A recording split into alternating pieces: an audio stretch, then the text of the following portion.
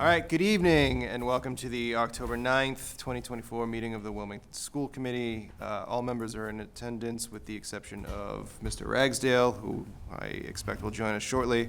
Dr. Brand is traveling, however, I'm sure Mr. Ruggiero and Ms. Elliott will do an outstanding job standing in this evening. With that, please join us for the Pledge of Allegiance. Pledge allegiance to the flag of the United States of America and to the republic for which it stands, one nation, under God, indivisible, with liberty and justice for all. No matter how many weeks it'll take us to remember that the flag's over there now. All right, moving along. The first item on our agenda this evening is the WEF presentation. Julie Palmito. Julie, come on up. Welcome, good evening. Hello. Thank you for guys being for here. having me. Thank you. I hope I'm not too short here. My name is Julie Palmito. I have the privilege and the honor of serving as the president of the Wilmington Educational Foundation, also known as WEF. For those who are not familiar with what we do, we are another one of the wonderful organizations in town that support the schools. Unlike, let's say, a PAC or a PAWS or things like that, we are a fully separate 501c3 foundation that awards grants to the school district every single year under a couple of different categories. For the last couple of years, we have been able to, because of our fundraising efforts, donate things like $50,000 worth of additional dollars to the school district. What we really focus on are what I would call supplemental, additional, wonderful, transformative additions to our school district outside of what the school district budget should normally cover. We award 4 different grant categories a year.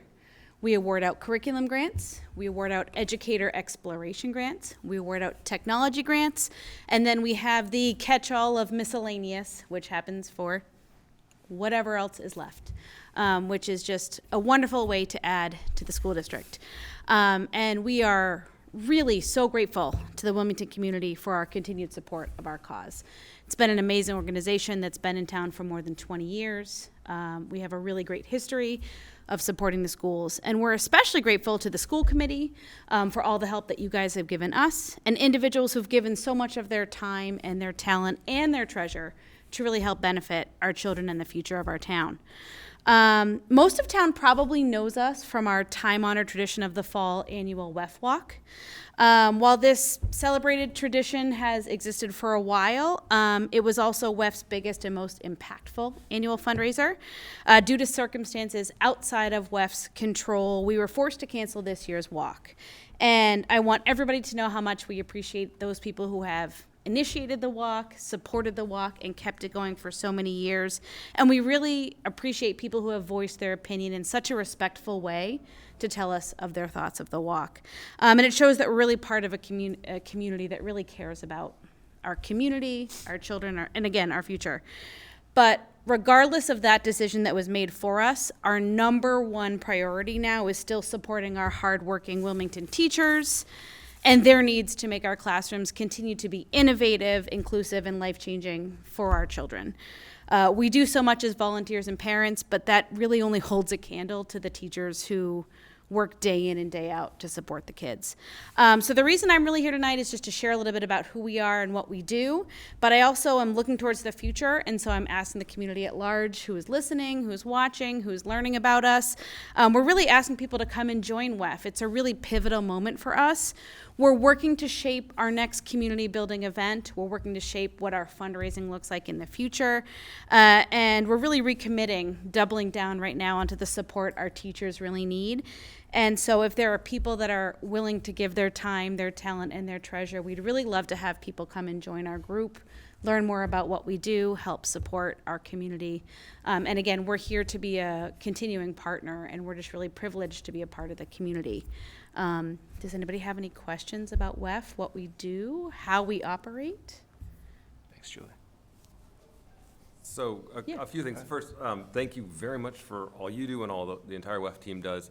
A combination of comments and questions. And the one thing that I think would be really interesting for folks to understand is the Educator Explorer grants Yes. There's not a lot of those, but those are really interesting when they come along, and they Yes. give some really unique experiences for teachers. Can you describe what those are? Yes, that's a great question. So unlike what I would consider your typical professional development, the Joanne Benton Educators Exploration Grant really tries to support teachers in kind of a enriching out of the classroom experience, but outside of what I would consider your normal conference. So for example, 2 years ago, we had a teacher who was, I believe, a middle school teacher who teaches American history. And she wanted to spend a chunk of the summer going down and visiting historic Williamsburg, Arlington National Cemetery, and places in Washington, D.C. So we supported her ability to go down there and do all of those educational exploration style experiences. So she got to go to Arlington National Cemetery, take photos, learn from tour guides there. She went to historic Williamsburg and brought back pieces to her classroom that she could talk about. She brought back, as archaic as it sounds, a slideshow she could share with her class and things like that. So it's a little bit outside of your typical conference, but ways that can be enriching.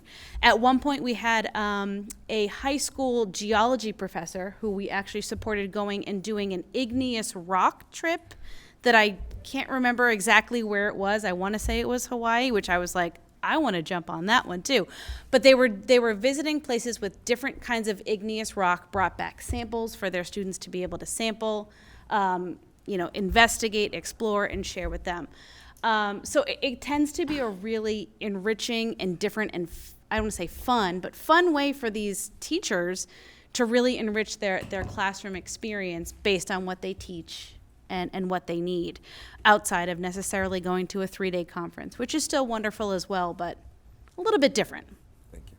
So the other couple things, one, I really wanted to highlight WEF's support for the art show, which is a phenomenal event for the entire town, but particularly the students and parents, and also the STEM fair. WEF is continue to support both of those. And the one thing I would ask and suggest for the community at large is, obviously anyone can join WEF and support WEF. You don't have to have children in the school. You don't have to have children who were in the school. Anyone who wants to support education is certainly welcome. But one way to think of one particular group, two particular groups I'd like to suggest is parents of students who are graduating seniors. As your students are graduating and you're spending a bit less time around the schools, maybe you have a bit more time available to volunteer for WEF. Similarly, even some of our teachers retiring could potentially be, they have a really good view as to what teachers need, and so being in part of the group that helps raise the funds and then decide how to use the funds, they could be a really good resource for WEF as well. So I'd like to encourage those sorts of folks to join you and help with the great work you guys do. That's a great example. Retired teachers would be a fantastic addition to our group because they bring such a unique experience, having understood what the real needs are. To be perfectly frank, I work in higher education fundraising. I have no educational background. And no other of our board members, I don't believe, and I hope I'm not speaking out of turn, have an educational background. We're just here to help and support. So that would be a really great, perspective to bring to the group, and a really great opportunity for us to hear that experience. We've been really fortunate the last couple of years to be able to drastically increase our annual support of the art fair and the STEM fair. So now we're up to $2,500 a year on each of those. I'm hoping, I'll just put this out there, I'm hoping that the literacy event happens again this year and that they request funds as well, because it's just a wonderful way for us to support these enriching, wonderful experiences for the entire community to continue to grow. Thank you. Any other questions or thoughts? Go ahead, Mike. Yeah. So thanks for giving that overview. Couple part question, I guess, is what do you see are the biggest challenges facing WEF right now? And then how could we as the committee help? And also how could the community help with those challenges? Great question. I think it's two very different answers. The biggest challenge we're facing this year is, as I said in my little statement, the WEF Walk was our single annual biggest fundraiser. And we've been very transparent over the years that WEF, we give what we get. We're a very small nonprofit. If we don't have a huge influx, we're still going to give what we can. But we are concerned in some ways that without the WEF Walk, it's going to be a leaner year with our grant awards.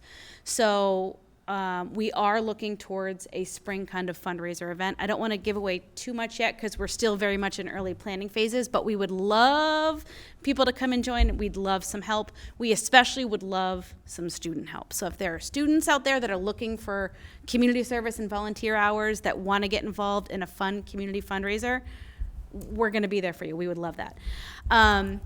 What we really need, honestly, is people have been very generous of their treasure. I'll be perfectly frank. It's harder, I think, in this community. I'm sure you guys feel this as a group of amazing volunteers, that it's harder to give of your time, right? People are very busy. We would love more people to help and volunteer. Now, that doesn't mean you have to be a full-on board member. Doesn't mean you have to give us 3 or 4 hours a month. Let's say you're interested and you want to learn more and you could help out at a table at the STEM fair or the art fair. Let's say you're really interested in getting involved with technology or things like that. Like we can find smaller roles for people where their time allows. That's what we really need. In terms of the committee yourselves, that's a different question I hadn't really thought of. I've met with many of you, and you've all been very, again, generous of your time and treasure. And you guys have been wonderful as well for us.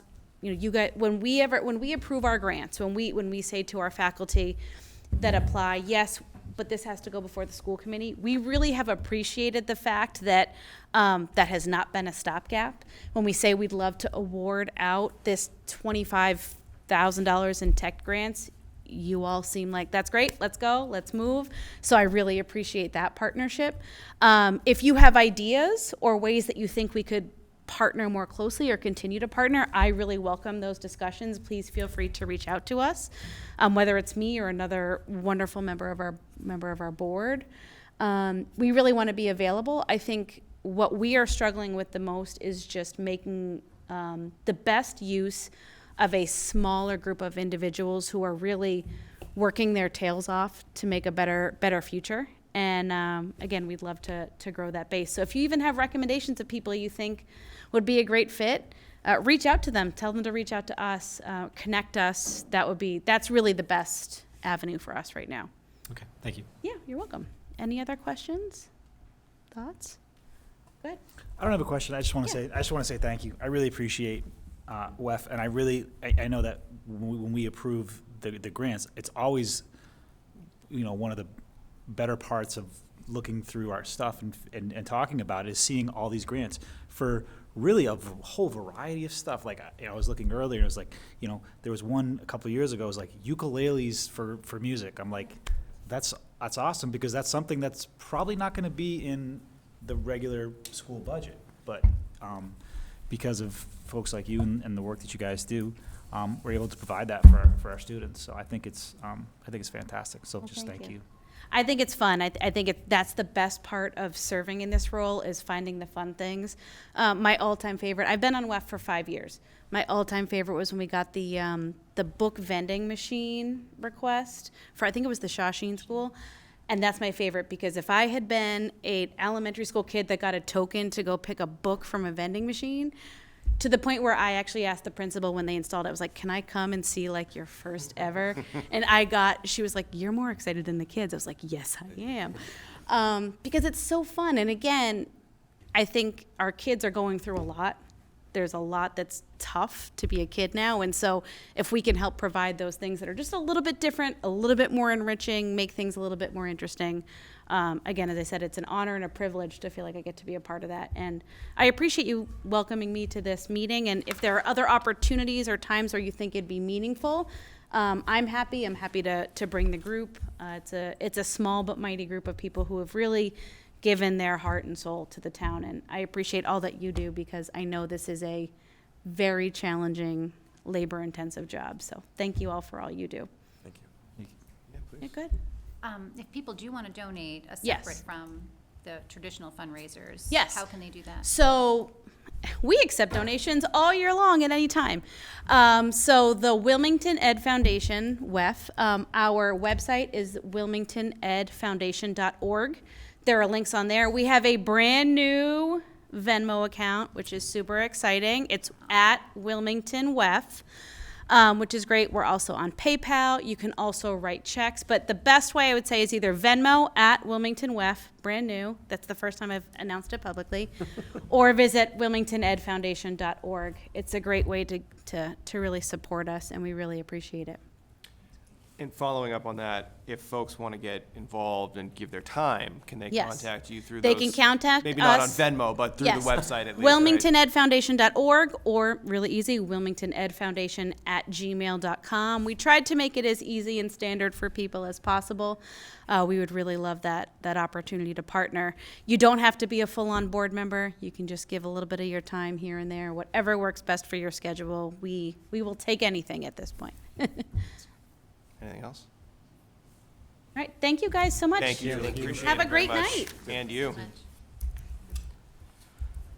All right, for the consent agenda, if nobody has any objection, I'm gonna go a little bit out of order because the field trip to Spain, Ms. Pietro is here, and that way you can join us and then you can leave if you are so inclined. Good evening. Thank you. So I feel like I was just here in August. I shared with you the plan to get on a 4-year cycle with our exchange program to provide opportunities for all of our learners of the various languages to have an opportunity to participate in exchange. We had it started last year with our Spanish exchange. We literally last night just received our French students, and so we wanted to put through the next year's trip, which would be another Spain trip to accommodate our larger number of Spanish learners at the school. So it's similar itinerary to the last year's itinerary, where we're spending the majority of the time in Almeria, Spain, and then we have a couple of excursion days at the end. This year we'll go to Sevilla instead of Granada at the suggestion of all the host families who were very sad we weren't going to Sevilla, but we'll still get to Granada as a day trip during that time that we have in Almeria. So any questions? Questions, comments? No, I'll just say thank you for continuing to do this, and I love that you have this vision for kind of helping us to see the future of these trips. As a parent who has participated and been able to watch my children do some of this, and then Hannah went to Almeria last year, it was just incredible. So just beautifully organized trip of a lifetime, and making plans to actually visit her friend during spring break in the next year or two in Madrid. So it's just like these incredible relationships that you develop in such a short period of time.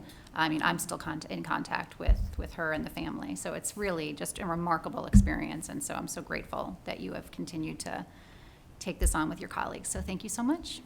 Thank you for being huge supporters. Yes.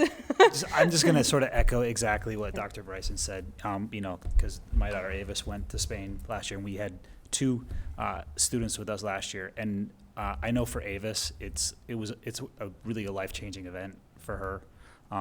And it has just opened up so many doors for her socially. So I'm thankful that you were able to provide that opportunity for us. So thank you so much. And that is why I do it. Exactly that. And also, I also love that it's not just about the kids. It's about the families and the community as well, and even the school communities. So, yeah. Mr. Golden? I'll just briefly say, I went on a trip to France actually in high school, so I can just say that experience was huge for me as my development. So just to reiterate what everyone said, it's a really good idea. Can I just go one more time? Sorry. I know we're on a time now. And I also will say other districts are just, other families and other places are like, wait, what? Tell us more. I mean, they're really becoming like just so, people are not, I don't want to use the word envious, but I guess a little bit like, wait, how did that happen? Is that okay? Yeah. And I think it's so wonderful. I mean, I think that there's so many beautiful things happening here, and that's just one more just incredible experience that I think is an absolute standout of the education we provide to our kids. So thank you. Mr. Turner? I won't repeat what all they said because I completely agree with it. But the one piece I did want to bring back up is from when you were here last time, how much I appreciate the idea that you've got both the sequence across the languages, but also the ideas towards other types of trips as well. And I really appreciate you coming with this one, and then the vision you have for the broader program, I'll say. So thank you for all that work as well. Yeah, and I'm going to give a shout out to 3 students who were on our trip last year, who are underclassmen, Ella Dong, Gavin Dong, and Jay Cronin, who were the ones I told you about last time, wanted to form a committee. So it's a student exchange committee, and they have been instrumental in helping us organize for this French exchange. And they're like, yep, and then we're going to promote the Spanish exchange, and they are so incredibly invested in this as well. So it's great to see that. That's great. Can I go one more time? I'm so sorry. Don't be Well, and sorry. I could just talk about this all night, but the excursion, I mean, just the excursions, even today, our exchange student went to Plymouth. Tomorrow they're off to Cambridge to look at Harvard. So Harvard was a big attraction last year. So a lot of us took our students there because they just wanted to see it. And I was like, it's just this building, but here it is, you know, but now that's embedded. And so now I'm wondering, I'm like, oh, that's interesting. There's this committee that knows that. And so now they're sort of helping to help navigate for their, it's great. And I'll say, I think having participated in other trips, which have all been incredible experiences, I appreciate the exchange is a little bit more cost efficient. And so that keeps the price down, I think, when families are trying. I mean, it's still expensive, so I don't want to say it's not expensive, but it's a different price point, I think. And if families know way in advance, like this one, we can start to think, okay, that's a year out, so I can start to kind of organize, around that. So I appreciate, one, thinking about it early, and also that the exchange does help a bit with, a little bit, yeah. obviously, the accommodation cost. And actually, that's one of the things on the exchange committee's to-do list, like how can we do a fundraiser to help defray the cost a little bit as well, so. That's great. Okay, I'm done. I could I'll just contact you. Thank you. Thank you. Would anybody like to move to approve? I move to approve. Mr. Golden, second by Mrs. Samaha. All those in favor? Thank you as always. Thank you. Thank you. Thank you very much. Thank you. Have a good night. All right, continuing on with the consent agenda. We have minutes from September 25th, 2024. Did I miss something, or are you No, following? I'm just Okay, following. No, I'm just pointing. Field trip to Pat's Peak for February 2025, and superintendent goals for 2024-2025, second read. Are there any questions, comments, concerns about those items? All right, we'll move to approve those, the September 25th minutes, the Pat's Peak field trip, and the superintendent goals for next year. Dr. Bryson, is there a second? Mr. Turner, all those in favor? Unanimous. Okay. That gets us warrants, grants 10, 11, 12, revolving 19, 20, local 26 through 33, food service 14 through 17, circuit breaker 5 and 6, capital 6, special education 13 and 14, payroll 9/25/2024, and 10/9/2024. Is there a motion? Mr. Turner, second. Mr. Samaha, all those in favor? Unanimous. All right, thank you for that. Moving along, superintendent's report with Mr. Ruggiero. Paul, you're up. Thank you. Thank you. Just want to bring everyone up to speed. At last evening's school building committee meeting, the committee voted on a preferred option to move forward of a new pre-K to grade 5 school at the North Intermediate site. In addition, it was voted to include a 12,000 square foot gym in the project. There's much work to do between now and when the project will be voted on by town residents at both a special town meeting and at the ballot box. The dates we don't have yet, likely early fall of next year, but that's not set in stone. In addition, what was shared last night were results of a couple surveys. One was a community survey. There was about 1,300 community members that responded to the survey. And from there, the preferred option for the majority of participants, about 58% of them, they chose a pre-K to 5 new school at the North Intermediate site as well. There was also a staff survey. It was shared last night. About 290 staff members participated, and it ranged from all the schools. Again, the preferred option was a new pre-K to 5 school at the North. And another piece of that survey was the feelings on consolidation, and overwhelmingly, the staff was in favor of consolidating the schools. So good news, and we move forward and go from here. Mr. Samaha. Just going to add one of the highlights. I think that it was said last night, but Doran Whittier, it's the largest participation, the community outreach participation that they've had in their experience working with the MSBA in different school districts. So I think that says a lot about the community involvement and the work of that committee. Yeah, I would second that. I and I said last night, and I'll say here, appreciation to everybody who served on that committee, particularly the folks who are also serving on this committee. I know the time and the dedication and the hours and that went into this, and so, as Paul was saying, it's sort of the first step in many, and so, there's a lot that's still to come, but to everybody who filled out the survey, served on the committee, whatever it was, we appreciate the time, the feedback, all of it, so thank you. Dr. McCaldi. Yep, I was just wondering if can reiterate for the community what the next steps are going to be. So last night's vote was more the subcommittee going forward with a preferred option, but this is going to go through at least 2 more votes, right? Yeah, so the next steps, by the end of October, our design team has to provide the MSBA with a whole set of documents, which includes all meeting minutes and so forth, and the results of the vote last night for preferred option. From here to, I think it's in April, our design team will be working with many members of that building committee, as well as staff and so forth, to do a schematic design. They'll do a traffic study, a study of the actual site to see if anything has to be done there and so forth. They'll do more cost estimating to get a better cost for this project. Once they have that, there'll be an agreement with the MSBA. At that point, sometime in April, we think,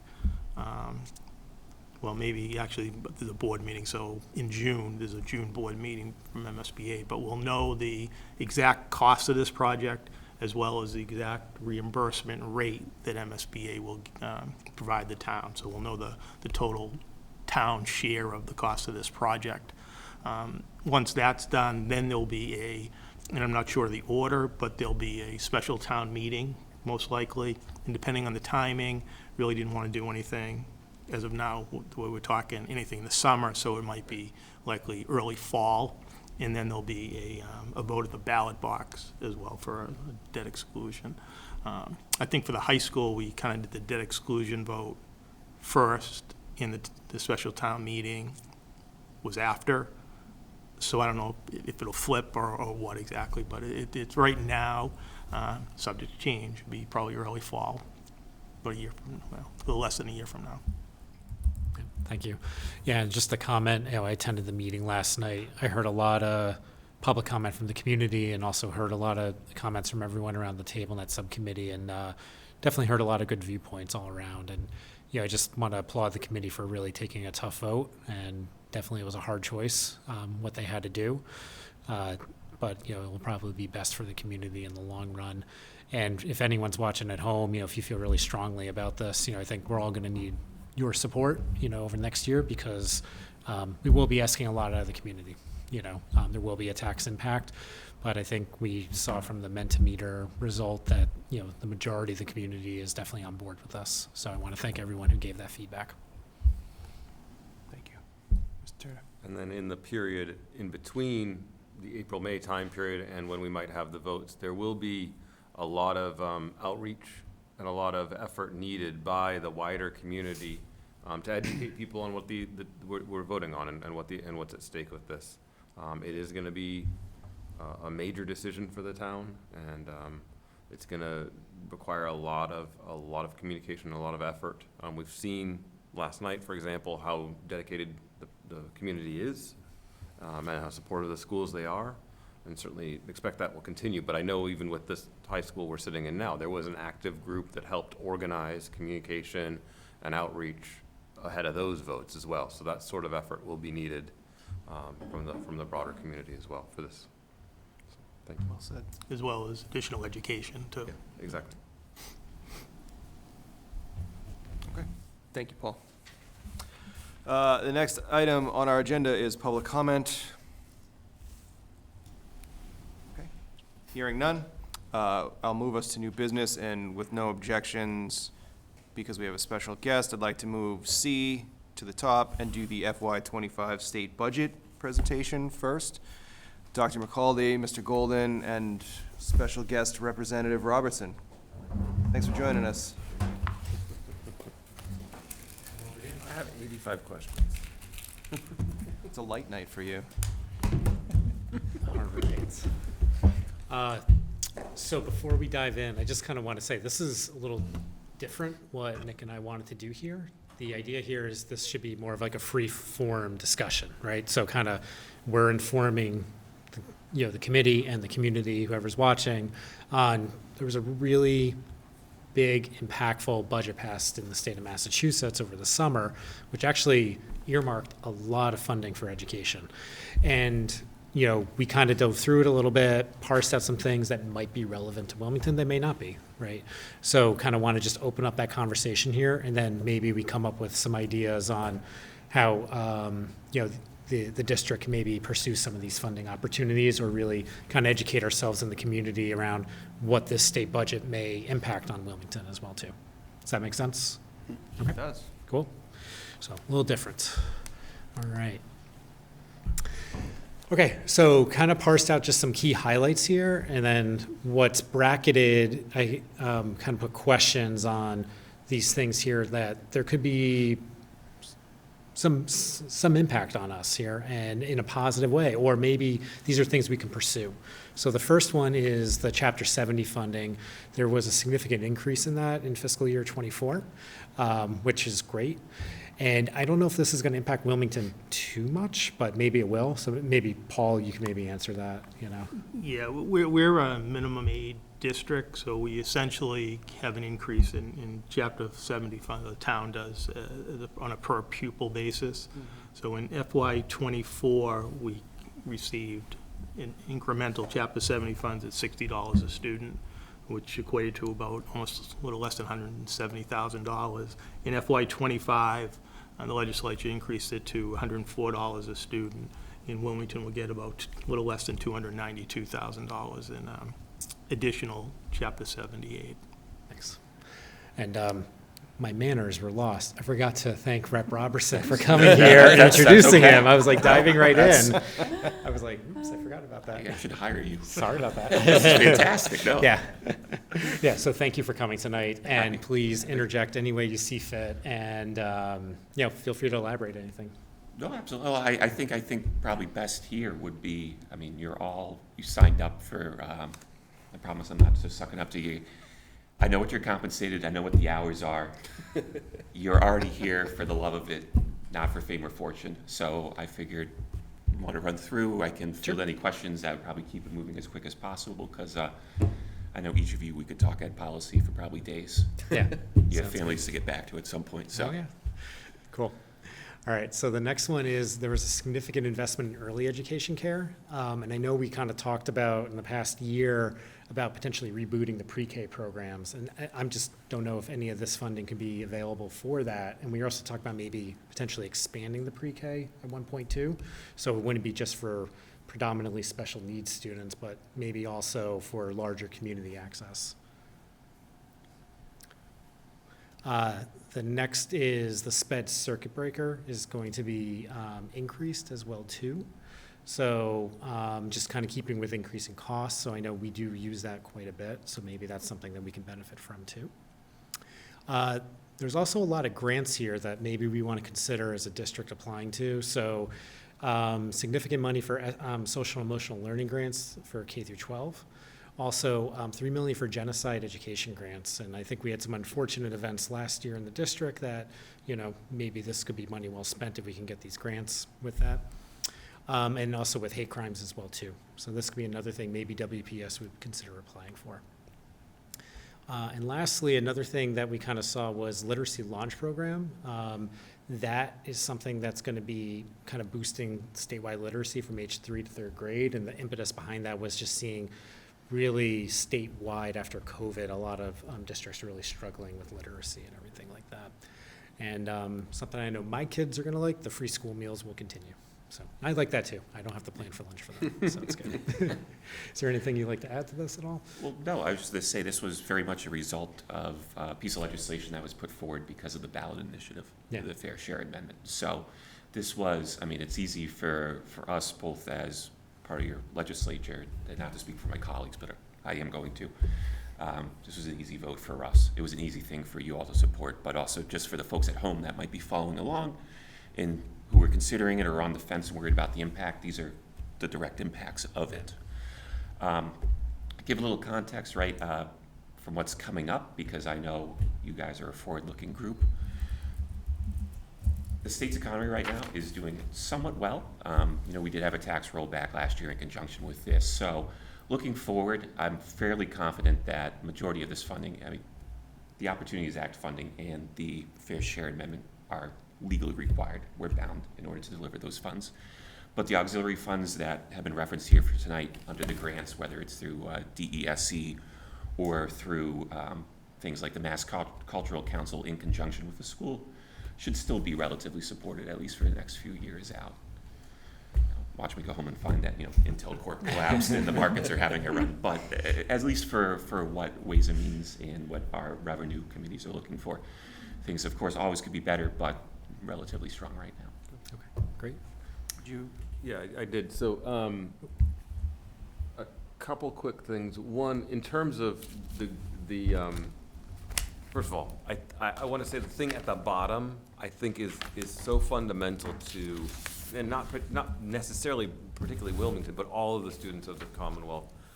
Hungry kids have a hard time learning. So the free meals piece is so essential just to starting the day the right way and continuing the day the right way, that in some ways all the money in the world doesn't help if you don't have kids who can focus on what they need to do.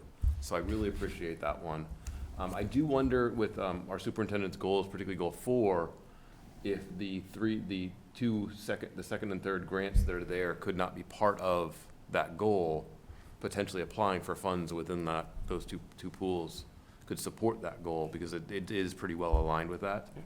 I would always be really happy if circuit breaker funding was changed in a more substantive way. I appreciate that it's increased with cost of living, but I didn't catch the detail of how much, because we did have the year recently where the outsourced educational facilities were allowed a 14% cap on their increases, right, Paul? Yeah, a couple of years back, they had pretty large increases in special education schools, yeah. So keeping up with increasing costs, if it went up 14%, that'd be great, but Yeah, I don't think it's going to be a 14% jump. Yeah. I was excited because, before, if I recall back, previous to these fundamental changes, I think it kicked in at, 3.5%? I think the state started reimbursing, and it wasn't the full cost either. The town still ate a significant cost of money, which then dumps the challenge. Frustrating from my viewpoint as private citizen and legislature. Frustrating because then at the end of the day, you have to divide up a pie of a certain finite financial resource. And of course, you want to help every child. That might be a financially, and I don't want to say draining, but a financially intensive student, provide the best education possible for, say, physical or mental challenges that child had no choice in making. So kudos to all of you for trying to walk that line. It was a decent start. There's been a few bills that have gone since, but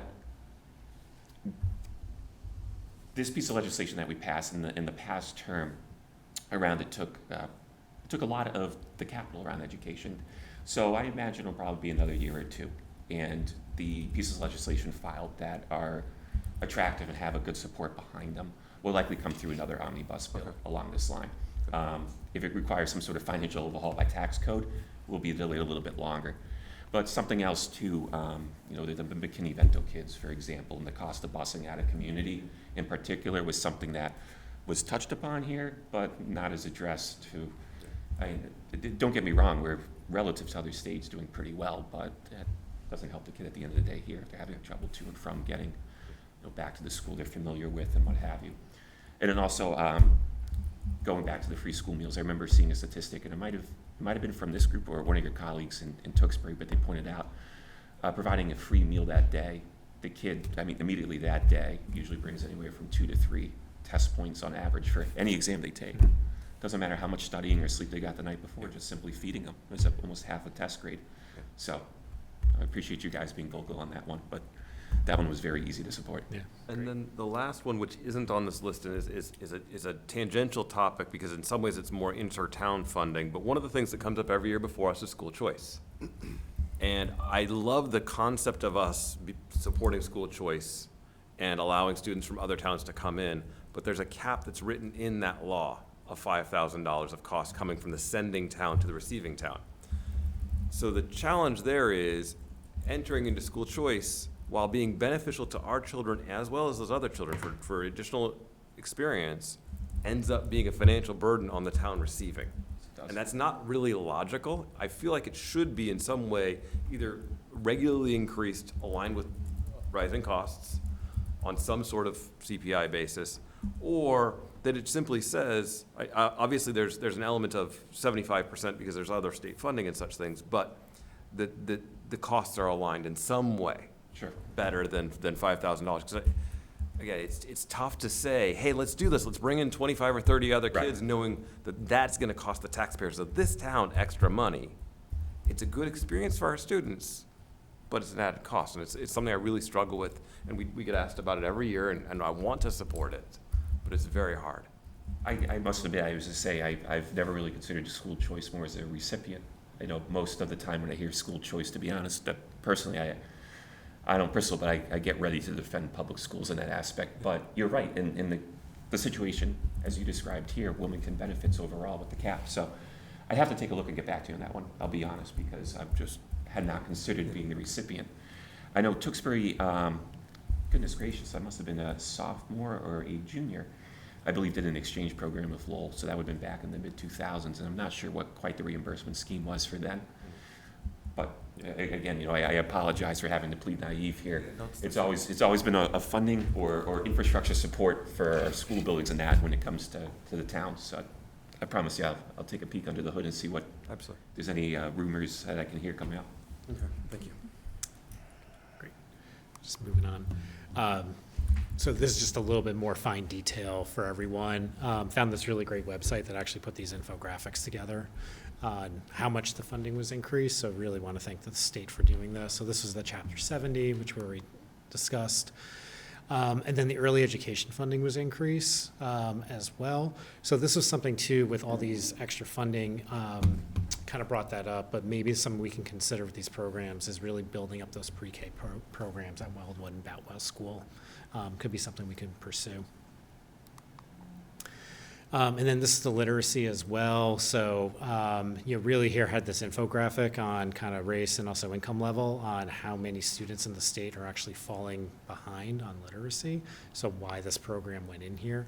So this is really to kind of bolster this up, and hopefully you'll see the effects of this in a few years as well too.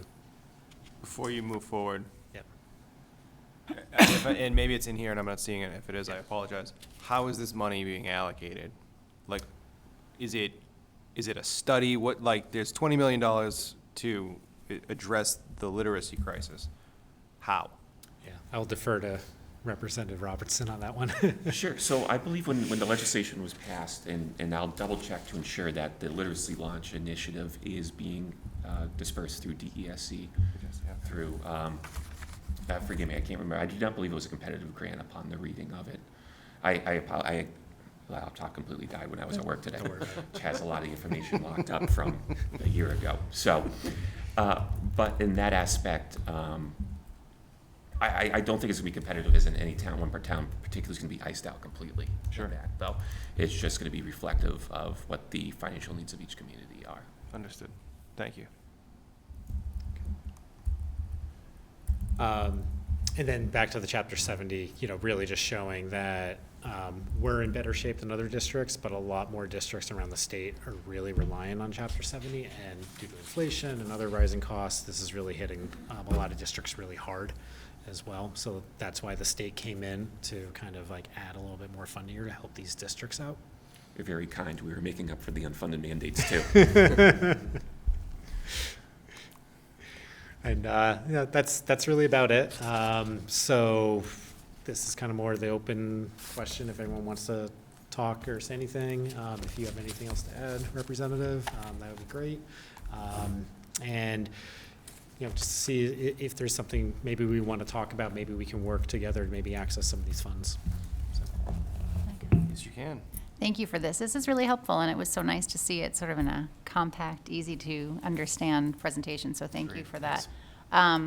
Those grants and the SEL grants, I'm imagining that we're applying, or Christine Murray has applied for those. Do we have any information on I'm that? not sure what she's applied for. I know we are going through all of the entitlement grants and that, but I do know we have been participating in competitive grants, so I'm not sure where we are with any of those, if there's any that were from last year, SEL, do you know, Paul?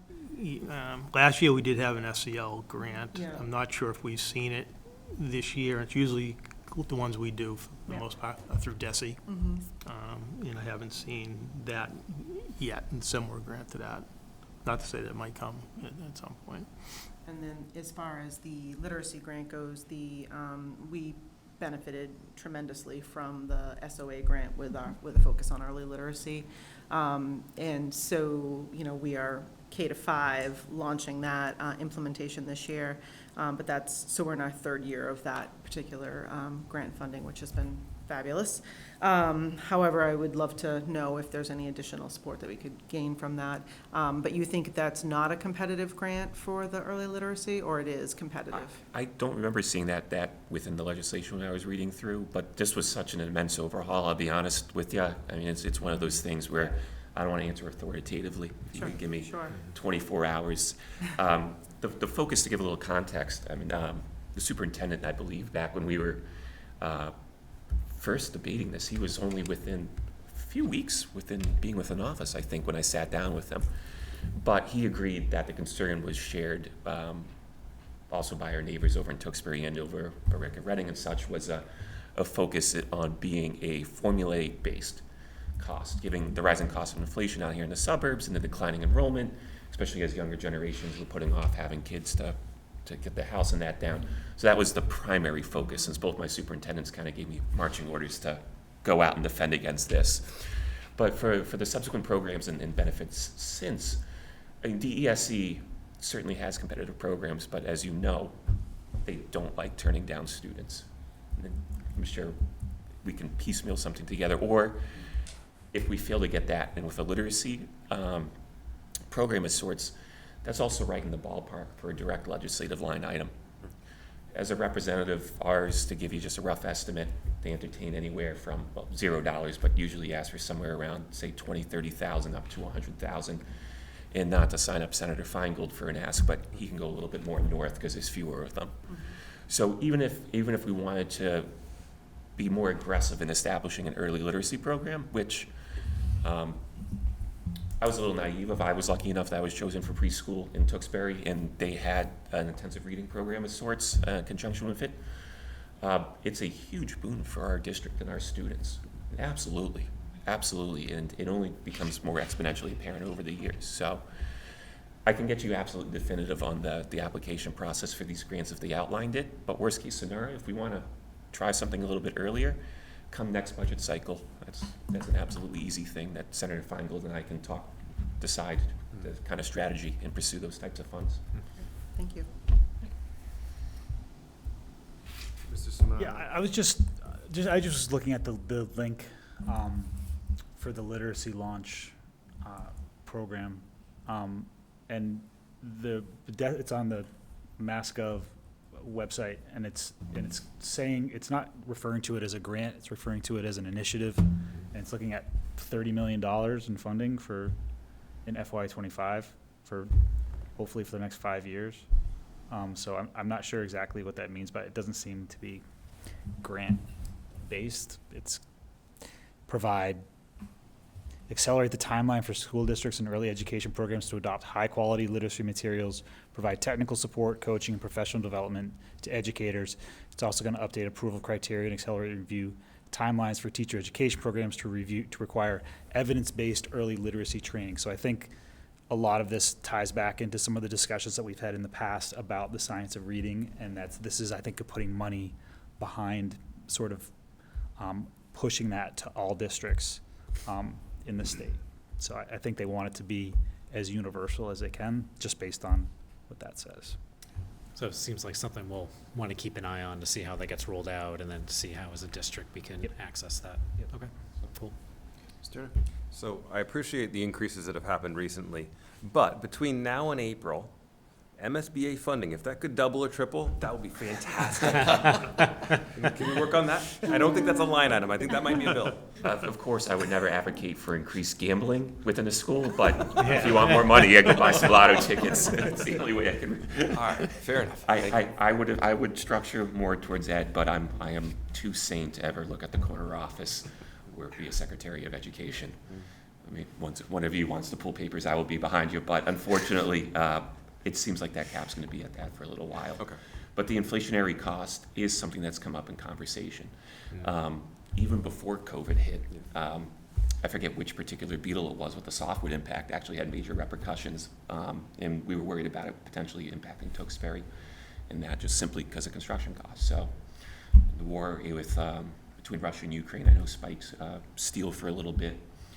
And I think actually that the town hall right now is supposed to be erecting the steel, but it's a little bit behind due to market demand for a little while longer, but going to be back on track somewhat soon.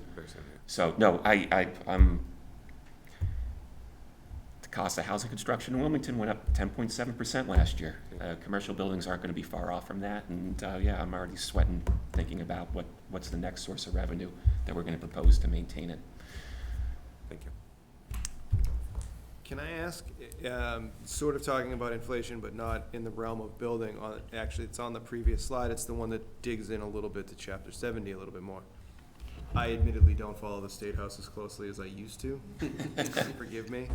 But this blue box on the side lays it out, right? Chapter 70 is capped at a 4.5% increase, but inflation the last couple of years has been almost double. Yep. Now, I recognize that you alone can't do anything as much as you might like to, but are there larger conversations in the Education Committee, Ways and Means, something's got to be done? The cost of educating these students goes up dramatically year over year, and the funding doesn't. That's correct. And And yes, and like you said, we're on the hook, so. right. Where do we go? There has been larger conversations for just municipalities in general. For example, here in Wilmington, I know that there's concerns that, and they're small projects relative, but you all took in the political calculus and the financial calculus with the other capital projects in Wilmington. Their departments are having inflationary increases too. So there's been conversations. I imagine come post-January, and I'll knock on the table, presuming that I'm still there, around the regards of the impact of inflation worldwide when it comes, because I know Chair Michaelwitz has talked about that at broad. Chapter 70, Chapter 90, UGGA, the unrestricted general government aid, across the board. And you might remember from that time in the State House, the Mass Municipal Association, we used to joke that they always stood for more money always, because they were always tremendous financial advocates for the town. I mean, they really, in a good way, I know some people, but even if I roll my eyes, they come in constantly asking for support for municipalities, so as mass teachers. Because even though relative to the rest of the country we're paying our teachers well, more and more of the folks that you're hiring in Tewksbury are looking up to places like Nashua, New Hampshire, and that because they can't afford to eke a living. And now they're driving down 45 minutes from Nashua to Wilmington, which is commute just as bad as Boston. And when they come to you, I know that you wish you could give them an 8.01% inflationary adjustment there. So yeah, but unfortunately the state, as you referred to, is handcuffed to fiscal policy. Only monetary policies in the hands of the Federal Reserve. And I learned enough economics in college to not apply there, so God bless them. But there are larger, and I'm happy when we start hearing some more definitive things about education, because they're really amongst the grand strokes right now of how do we support, for example, I know earlier we talked about the level funding and being a minimum funding district. Ensuring the gateway communities are taken care of, but also are we, the balances and the morality behind it is what's being developed now. Other questions, comments, concerns, observations? I'll make a brief one, which is just that, having only joined the school committee really recently, one of the first things I really wanted to actually talk about was the Genocide Education Grant. I really hope we can pursue that. Various versions of discrimination historically tied to genocide have been on the rise in recent years. I think it'd be a great priority for us to look at that. If we fall within the application window soon, that'd be great. So that's my 2 cents. Absolutely. This is something that I wanted to break up in the general sense. It kind of pairs a little bit along with Mr. Golden, in that the town right now is looking for folks, and if anyone's looking at home, is listening to us at home, is interested, they're looking for folks to join the Mass Cultural Commission. So I was clicking around some of the grants and such around there too, and it's what I kind of considered an underappreciated way of maybe doing a community conjunction along with some of the younger students on that. I noticed there was a lot of crossover in general amongst arts, music, and just education in general, celebrating, and the historical aspect was one of them, hence why the Genocide Education Grant came to mind too. And I'll be honest, of all the different folks I know on school committees across many different towns, I don't recall anyone really particularly looking at that to see if that was a way we could leverage additional funds. It's a little bit outside the box and forgotten. So I just dipped my toes in, but if it's something that when we're looking down the line, Wilmington students, I think we can all say we're proud of them. Mm-hmm. They work well within the community. I saw so many of them up at the Fall Fest at the various tables and the clubs and orgs and that. I think that they wouldn't have a problem, working with the community as well and bringing some of the outside money in. Or failing that, I'll give you another direct earmark. Or, Senator Feingold will give you another direct earmark. There you go. Exactly. Yeah. Anything else? Just want to thank Representative Robertson for coming by tonight. Thank you very much. No, please, and congratulations on the vote. I know Thank you. it's very, very unappreciated, having seen what Tewksbury went through firsthand. It's easy. We get to stand there with the treasurer and all make the pitch alongside you, but the real trench work in that was done by the subcommittee and this committee. So I know it's tough balancing everyone's needs, and like I said, you do it for practically nothing. So seriously, I was a product of public schools. I appreciate it. That said, I was also a product of public schools, so you guys should probably work a little harder. Thanks, Rep. Of course. Really Thank you, appreciate it. Representative. No, Thank you very much. I appreciate it. Yeah. Excellent. Thanks. Yep.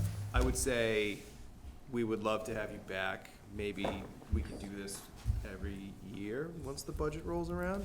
We'll have to more often, honestly, and Please. I'll come back. Yeah, come on back. For a second.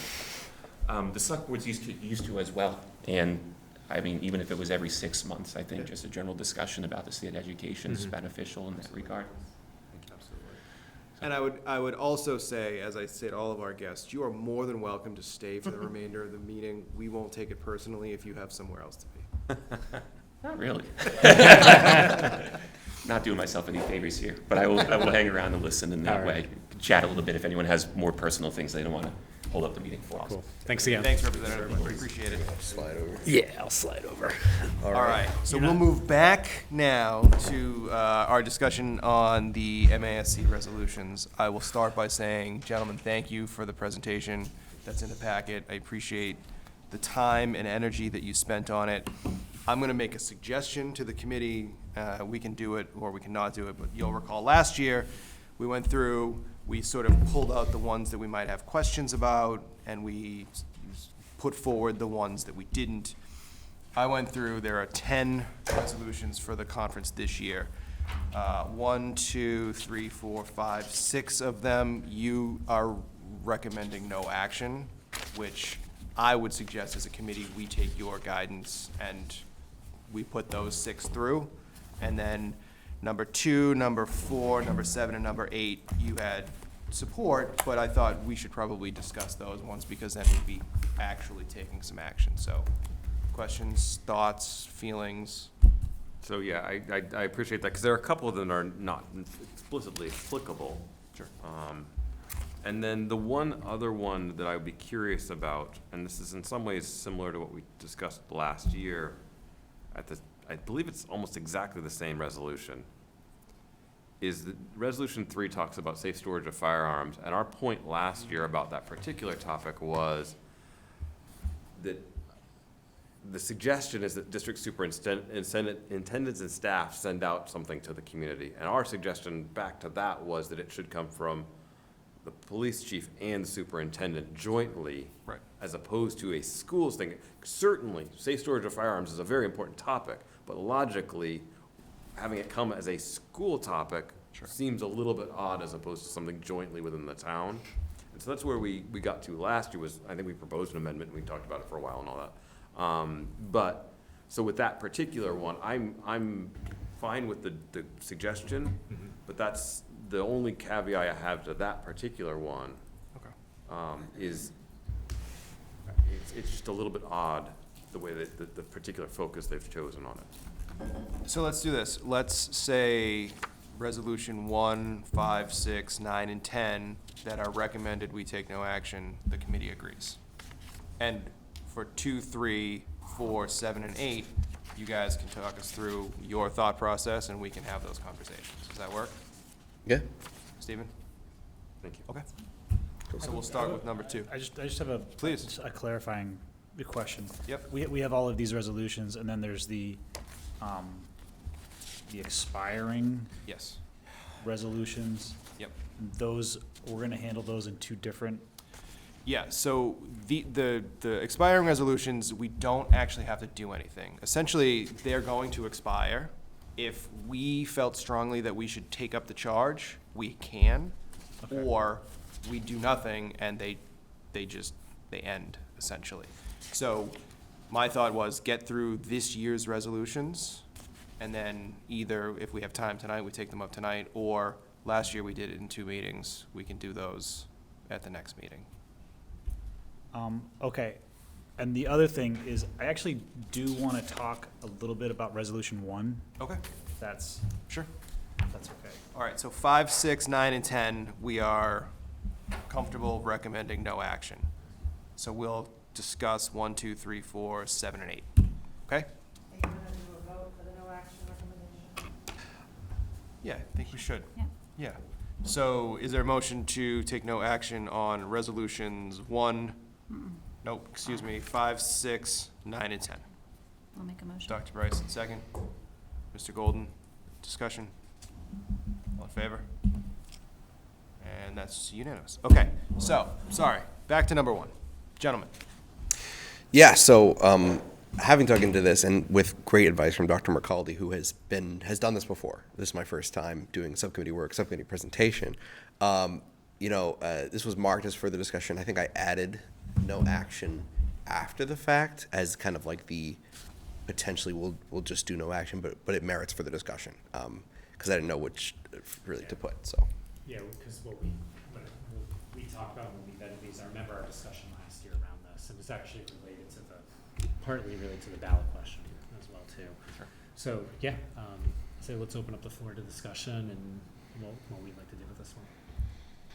Yeah. Who wants to go first? I mean, I'll say that I would be in favor of supporting it. I think that we're in a statewide conversation about the MCAS. I think that having an alternative to the high-stakes MCAS test sounds like a good idea. It retains a kind of testing segment to how we analyze education in Massachusetts without it being as stressful. And it is a resolution. It is not, doing this overnight. So. Thank you. Stephen and then Jay. My thoughts on this are I wish this were literally part of the proposition. Part of my struggle with propositions, I mean, generally laws are not necessarily supremely well written, but propositions particularly as law can be fairly badly written. And that's not specific to Proposition 2, just generally, they're not necessarily the best written laws. And we live with the consequences of some of them to this day. And so I do wish that particular proposition had come through as legislation that was an alternative, And so it seems like the proposition, half the story, and this resolution, which obviously is a recommendation of school committees, is half of the story. Whether or not they ever come together is entirely open. And so it's a little bit, in terms of general concept, sure, I think it's a good idea. I think it's a good resolution. But I feel like it's like, should have come a year or 2 or 3 ago to line up with the proposition, and then the proposition might be worded differently at the ballot. So I'm struggling with it just from that perspective, but that's mechanical. I mean, or not mechanical, that's the wrong word. Anyway, so I support it. I'm not sure it's enough on its own to do what we need for children.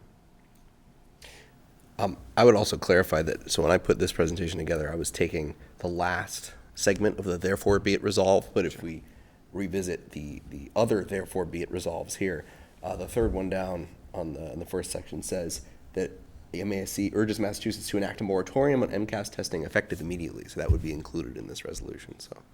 Stronger than the Which is proposition. stronger than this, yes. And stronger than the proposition. Right. And I don't want to speak out of turn, but that's the one that gives me pause on this one, because I think while MCAS may be an imperfect system, there's good information that can come from that, so, but you had your hand up. So I agree. And I also think that by question 2, if that does pass, that does remove this high stakes, right? Because it's no longer a graduation requirement. So it's not, that takes away this idea of high stakes, in which case I wouldn't support that. I think we should keep, so it's kind of like this. I agree with you. I feel like it's sort of an odd time to bring this forward when we're in the middle of question 2, which would take away the graduate, which I do support. So it's kind of like, because that does remove exactly what you're suggesting, that this is really about letting us see as a district how our students are doing, it's not really about each student in particular. I mean, it shouldn't be used like that. It has turned into that, but it shouldn't be used like that. And so there's nothing else that's coming along, and so I would be a little nervous to say, oh yeah, we get rid of, I mean, not that when we say that here, that's going to happen at that level, but I have seen the MCAS for years and years and years, served on MCAS development committees years ago. I mean, yes, it's not perfect, but I think that it tells us some really good information, and I think it has helped us to pick different things and literacy curriculum and things that we've used in terms of like, oh, we need to get better at this, and MCAS showed us that, so therefore we're adopting that. And I think that without the MCAS, we're not going to have that right now. And so getting rid of something without something that's really much better is probably not a great idea. Would it maybe be worth actually we go with amend of like the 5 or 6 things we can do with these and just drop, or go send our delegate to amend and drop the enact a moratorium on MCAS testing immediately? Can I make The chair. I just want to, one of the things that I want to add to this whole thing, and anybody who's ever listened to me talk about MCAS, I have been as anti-MCAS as, I can be. I have made I don't think anybody's ever guessed that I'm for ending MCAS. And part of that is based on this concept of a test being, when going back to the 90s, when the idea of the MCAS was created, the C in MCAS is comprehensive. So it was supposed to be this holistic look at how students are doing. And what happened is that got boiled down to standardized tests. And so I actually, when they were back in the 90s, when they were talking about this comprehensive thing, I was actually in support of that. I didn't think it would turn into just the standardized test when they were first talking about it.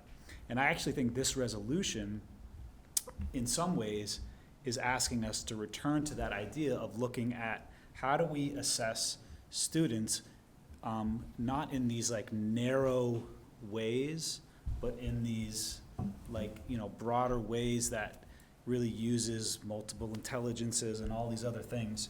So, so for me, I definitely support this part of it. I also support the other part of it. But I do know that, and I respect people's opinions that, if it needs to be amended, I understand that, but I support it, as written. As written, okay. Go ahead. So here's a completely mechanical, just date-driven suggestion. The election is 2 days before the conference. If Proposition 2 passes, we take no Fair. action on Resolution 1. If Proposition 2 doesn't pass, then potentially we take a vote not tonight to say favor or not. Because in some ways, to Dr. Bryson's point, no? But they're different. Yeah. I mean, it's not, what's wrong with this resolution, I mean, it's not wrong. It's in this current moment, this idea that it's high stakes could change. But what they're still saying, so I guess I'm not certain is, and I agree with you completely. I mean, I think that's absolutely accurate, not to mention the culturally and linguistically issue, like all of these pieces, about a test like the MCAS. If there were, I'm looking, are there things in the works? Like, are someone creating that? Like, that's my fear. I'm like, what's happening? So, but these are two different things. So ending MCAS is this regardless. So, but if we're just saying, I'm okay with MCAS, but you're saying I'm not okay with MCAS, like I would support it as written regardless of whether it's high stakes or not. There's two different things happening here. So I just don't, yeah. So maybe we can do something like amend it in a way, maybe strike the end immediately part, because that seems to be a little harsh. But I think maybe we can all get behind elaborating on this alternative. I think to Jay's point that, we want to urge, DESE to come up with a more comprehensive evaluation for students. That's more of the holistic student, something like that. How does that sound?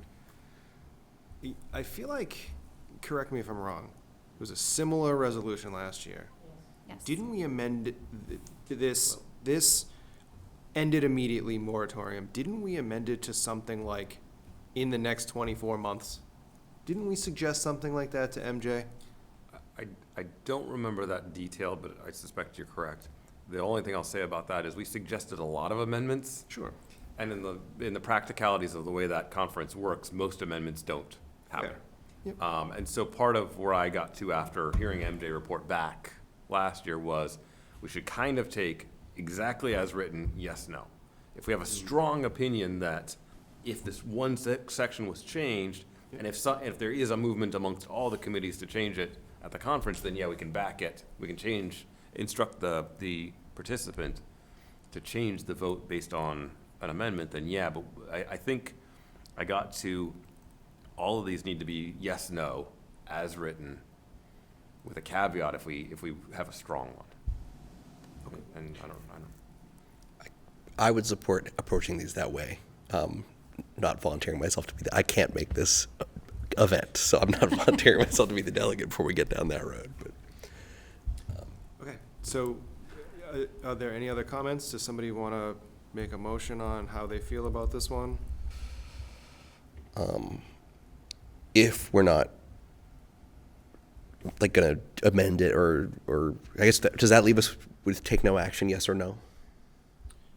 I mean, we can vote to support it, we can vote to oppose it.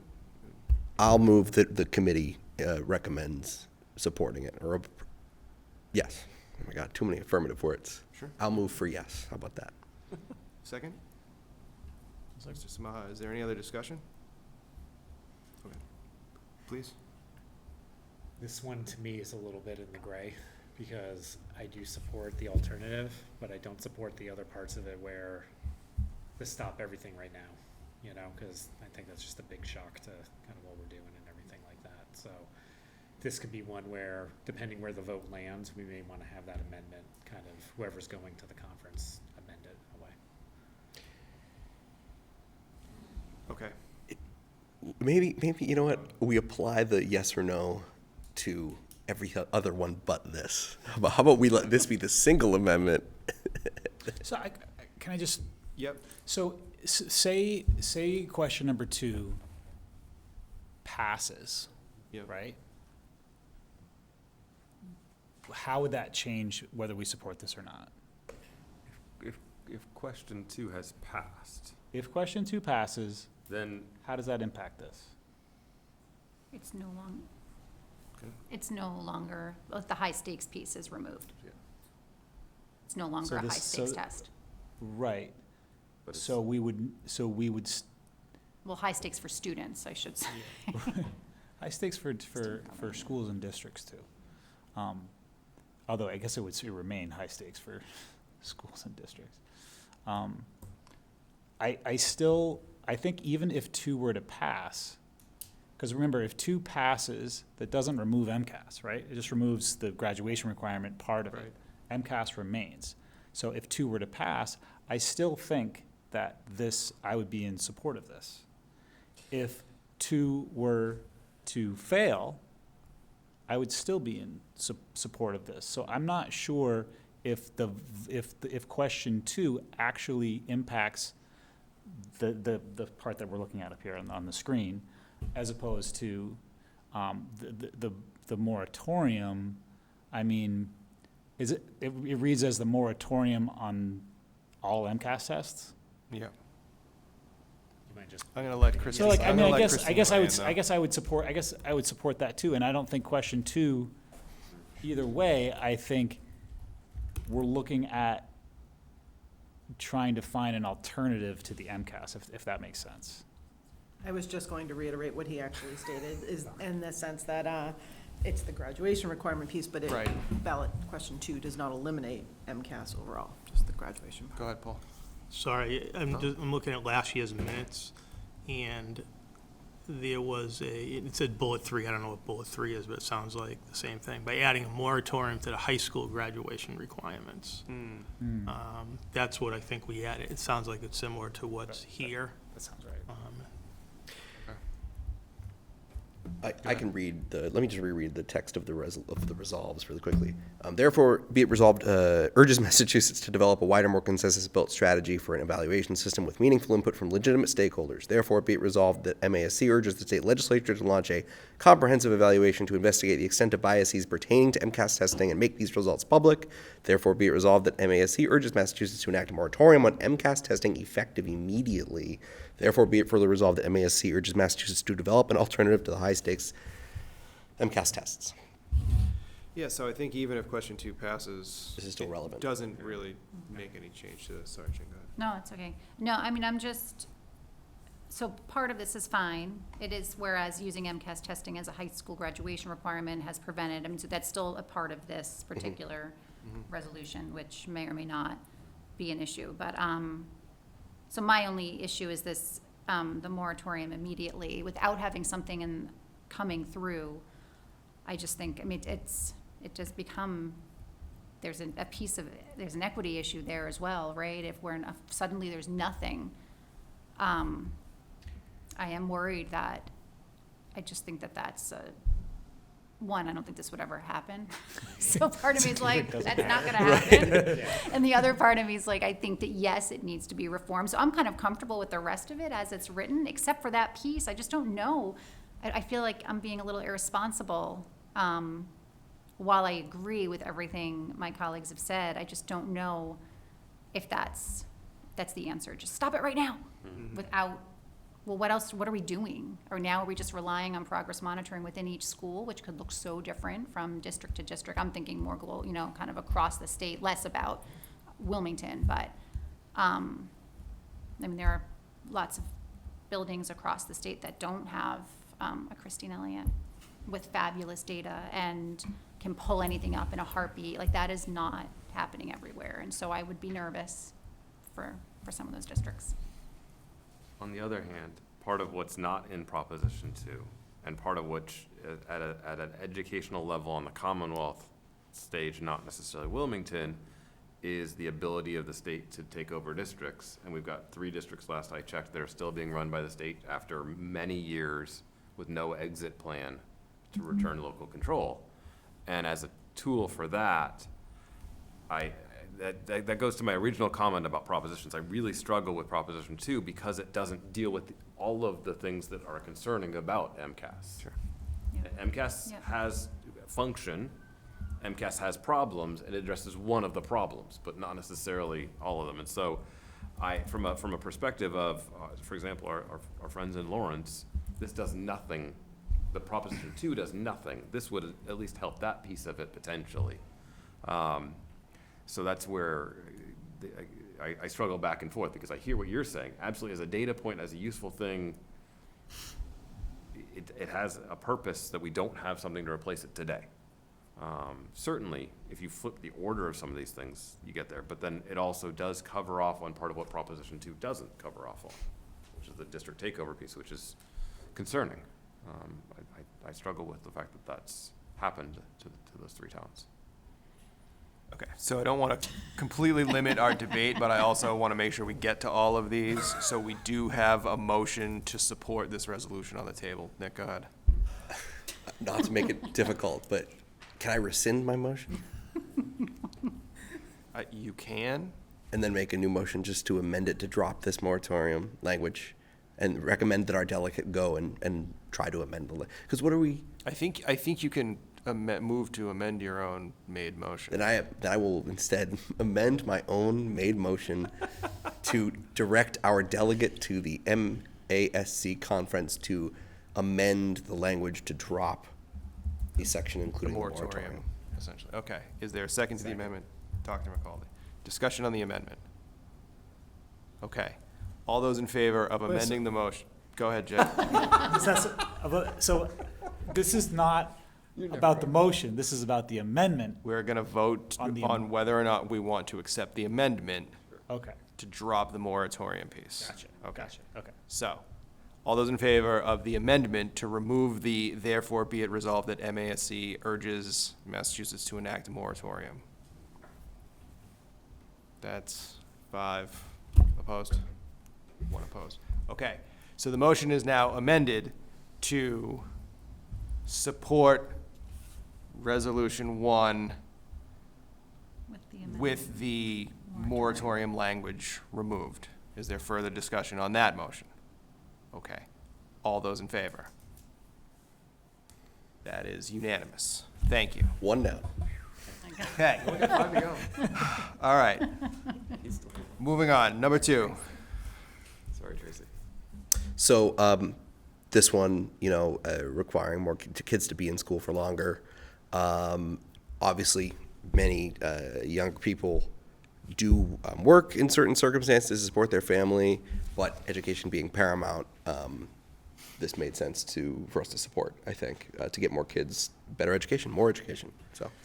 Well, and also too, is just, you see all the data out there showing how valuable a high school degree is, and if you have students that don't have a high school degree, it really puts them at a severe disadvantage as they progress into adulthood. Questions? Actually, I mean, I do, and I don't know if we have the answer to that. If a student who is 16 decides that the current law, if a student who decides at 16 that they don't want to continue in high school, they don't make that choice on their own, right? That has to be like approved by their parents or something like that. Is that? I guess I don't know how that all works. Unless they're been legally declared to be, what's the terminology? Emancipated. Educated minor?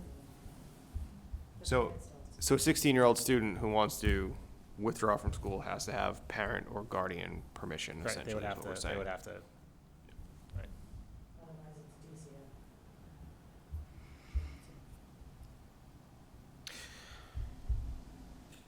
Yeah. I'm seeing at least one source here which actually says that the Commonwealth doesn't set a statewide maximum age for mandatory school attendance, leaving that decision, maximum age. But the Commonwealth leaves it to local school districts? There's no maximum age, so a 20-year-old can be a senior. in Right. high school. Right. Okay, my mistake. Mr. Turner? I feel like this one should be an easy yes. I just feel like there's also might be something I'm missing. Is there anything financially, Paul, that this ties into in terms of, I don't assume so, I don't think so, but is there anything about And two questions, one about the financial side of it, and then also when we think about general attendance and how much we really want kids to be in school at all ages, does changing and we get a child that should, because of financial reasons, be out of school at 17 because they have to support their family, which we obviously would like them to be in school, but if that's what their need is, putting this in place puts them in a potential situation to not be able to do what they need to financially. Is there something, I mean, are we setting up a situation where we're trying to force a child into school who can't be here? And that creates some sort of problem or tension within the school. So I feel like, I feel like this is a no-brainer, yes, but I also feel like I'm missing something on one angle or another, and maybe I'm overthinking it the first time for everything.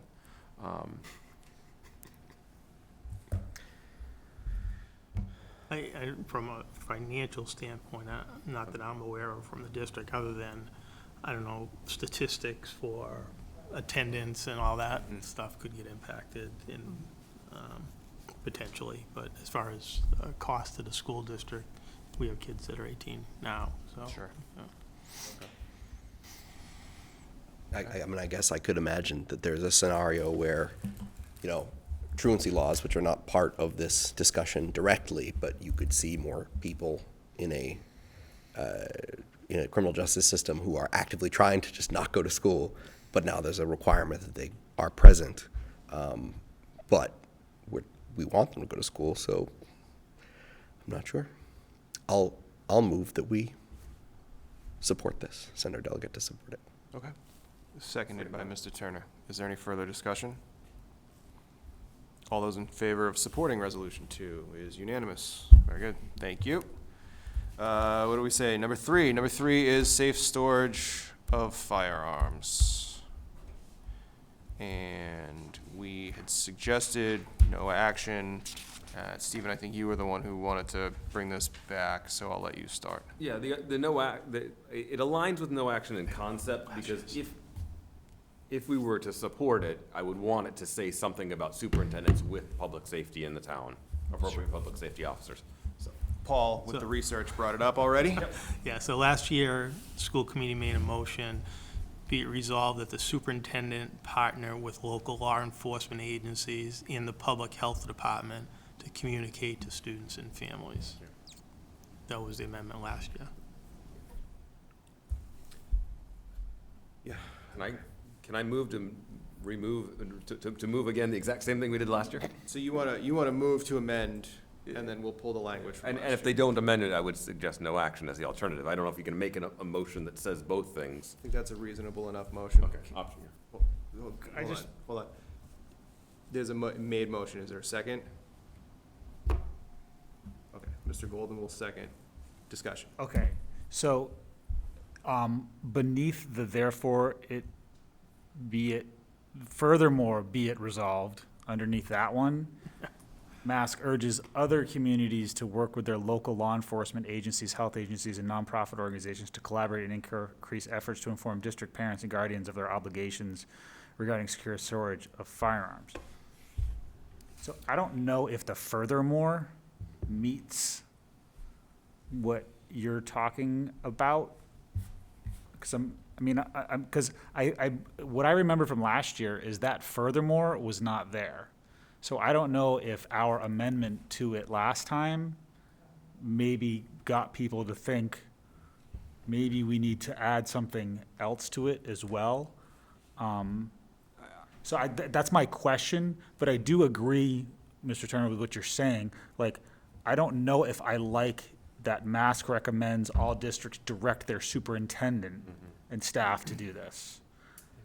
I would like it to actually not be that first one, but like the second one, where the furthermore part of it. So I don't know if your amendment gets at that or not. Effectively, that's the goal. Whether or not it actually gets there, that's a different question, but effectively, that's the goal.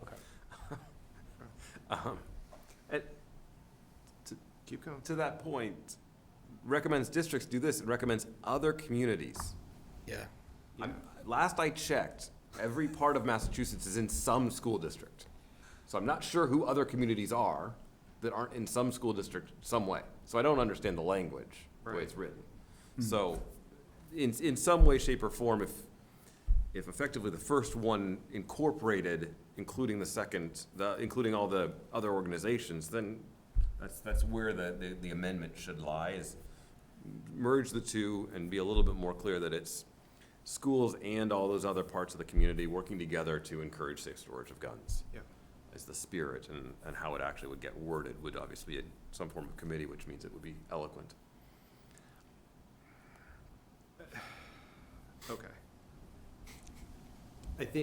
I think, right, it sounds like essentially we're taking the sort of the additional information and the tone from the furthermore and marrying it to the top one about recommending that the superintendent work with these other folks.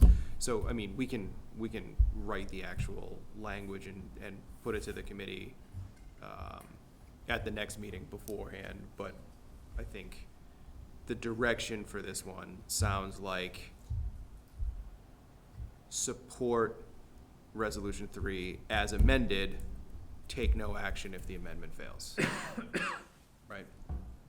Okay. So with that being said, all those in favor of supporting Resolution 3 as amended or taking no action should the amendment fail? Right? Okay. And that's unanimous. Excellent. Thank you. All right, so this one, we actually, at Dr. Mercaldi's recommendation, I reached out to the superintendent's office, who got further info from Lisa Ferretra about the buses. So the amendment is my attempt to kind of speak to what she sent over about kind of, she had a very long set of insight actually on this. But right now, basically, there are certain laws around moving violations and non-moving violations that limit how effective school bus cameras can be in the Commonwealth. So this would just direct the legislature to, with their significant wisdom and policy expertise, to adjust those laws to make these school bus cameras implementable, enforceable. How about that? So if I'm clear. Yep. The second bullet is currently in the resolution, and we're suggesting an addition of the fourth bullet. Is that right? Yes. Makes sense. And that was on Lisa's suggestion. This is me paraphrasing what she said, because it was a very long message, but the takeaway, the top line was that the way that moving violations and non-moving violations work prevents these from being as effective as they can be. Questions, comments? Mr. Samaha? Yeah, just to clarify, that this is calling on the legislature to enact legislation to pass a law allowing the ability for cities and towns to do this, but it is not directing city and towns to do this. So it wouldn't necessarily have a budget implication where all of a sudden now we have to arm all our school buses with this, but it's gonna make it so that that's possible if we wanted to. Yeah, both, it looks like both sections speak to calling on the legislature to appropriately address this via legislation that they would craft, that they would. It kind of speaks to what Mr. Turner was getting at with the Proposition 2 being kind of a blunt object, in my words, to solve a problem, and not letting the legislature kind of craft maybe a more appropriate law. This, by calling on the legislature, they can craft something that's bespoke, that meets this in principle, which is, frankly, I think what the MASC should be better positioned to be doing, which is to be talking about problems in principle rather than trying to prescribe specific solutions, which is not their wheelhouse. Well, and I think we've said this in the past, but I think it bears repeating again that these resolutions are all, I guess, what you would consider non-binding, right? Like, yes, MASC is going to take this resolution and go to the legislature and urge them or whatever. The legislature is under no obligation to do that, right? Yes. It's essentially directing the legislative or the lobbying arm of MASC to take some action, right? Yeah. So there are no unforeseen costs coming with these things necessarily. So. To add to one thing, though, it's a good time for us as a committee to kind of align ourselves or reject some of these, so Sure. people understand kind of where we sit Absolutely. on these too. Right? Absolutely. But yeah, I mean, many of these may never turn into a law of any kind, potentially. But just so the information, so last year's resolution is almost exactly the same, except they added, or in last year's, it had it, and be it further resolved to enact legislation raising the fine for passing a stopped school bus. That was in last year's. I don't think it's in this one. I don't think so either. Just informationally, take that for what it's worth, but it seems like that, be it further resolved, is not in the current resolution. All right, so the committee recommends supporting this with an amendment. So I would entertain a motion, Mr. Golden, Yep, yeah. seconded by Mr. Turner. Is there any further discussion? All those in favor of supporting Resolution 4 as amended is unanimous. Thank you. That brings us to number 7. So this one, a lot of numbers, obviously, about Chapter 70. Dr. Mercaldi and I, and looking at this, kind of came away with the impression that what this would do would kind of establish like a floor almost for what districts would be expected, or towns, municipalities would be expected to contribute to their school districts, which, in my personal opinion, kind of runs over the skis of what it's a very ambitious thing for the MASC to be supporting, and I think disregards the town-to-town, municipality-to-municipality relationships between school committees, school departments, and municipal governments. So I think no action, because it's just chaotically constructed. Well said. Comments? Number 7, right? Yes. Number 5, sorry. 7? Oh, I thought we were on, I thought we were on 7. 5, yeah, 5 was. Oh, Yeah, that was a no action one. 5, we're done.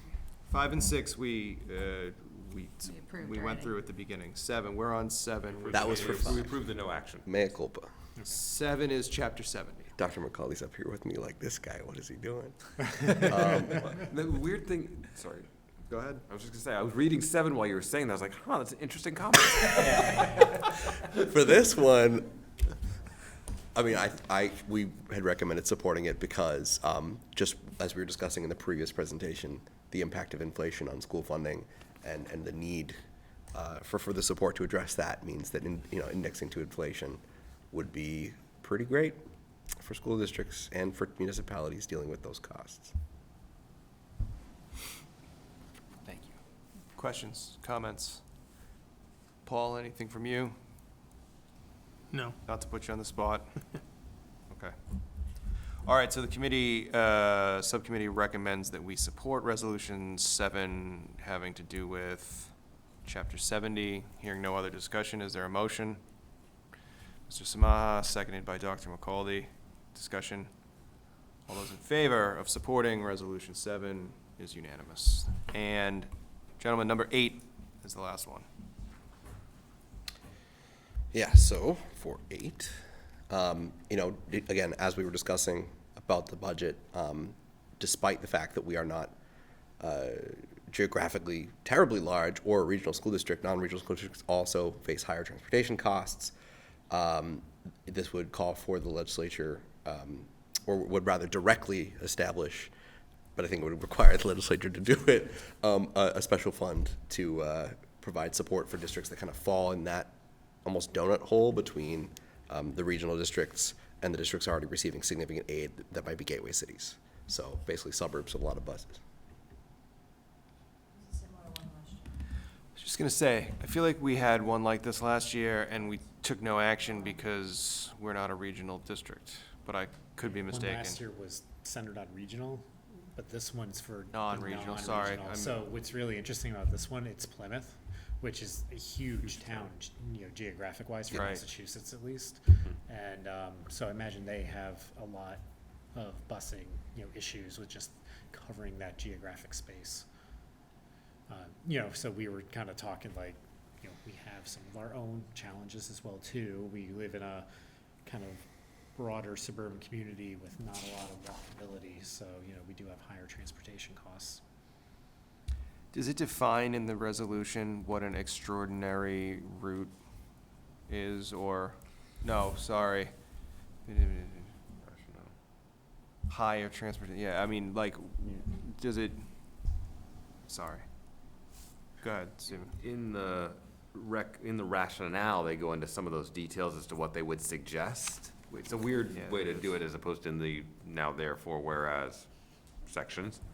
But basically, they're saying, you know, if your transportation costs exceed a certain percentage, for example, 125% of the statewide average, then you become eligible for additional reimbursements. I don't know where we fall, and also the whole concept of transportation budgets, where some towns charge and some towns don't charge. Would you offset if you charged, and would you not offset if you didn't charge? I don't know exactly how that piece would work. But as a concept, it would be, if your costs were particularly high, you'd be eligible for some form of reimbursement. Yeah, I don't know, I just think that this might be more for the Plymouths, where legally you have to provide transportation for students that live a certain distance from a bus stop or the school.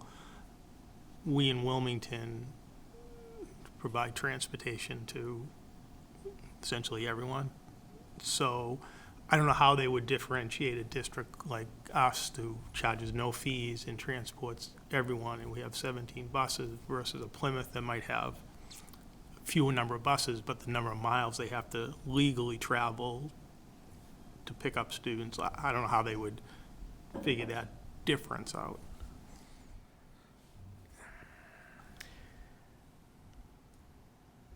If the sense of the body is to go with no action, that also is an appropriate response. So I was thinking about this one a little different, was I think we have this challenge, and a lot of other places have this challenge, where Wilmington's great in that we don't charge for busing, but in towns that do charge for busing, we're now having students being driven to school all the time, more cars on the road, more traffic, everything like that. Wondering if this could be a way to kind of push things in the other direction, where you get the kids more back on buses, and less, you know, people driving the kids to school because they either can't afford it or the service is just, you know, not great. Not saying that's Wilmington, but I could see that in other towns.